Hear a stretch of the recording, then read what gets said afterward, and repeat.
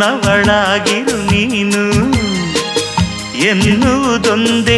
ಓಹೋ ನೀನಿರುವುದಾದರೆ ಸ್ವರ್ಗವು ಈಗಲೇ ನಾವು ನಿನ್ನ ಜೋಡಿಯಾಗಿ ಎಂದು ಬಾಳುವೆ ಬಾಳುವೆ ಬಾಳುವೆ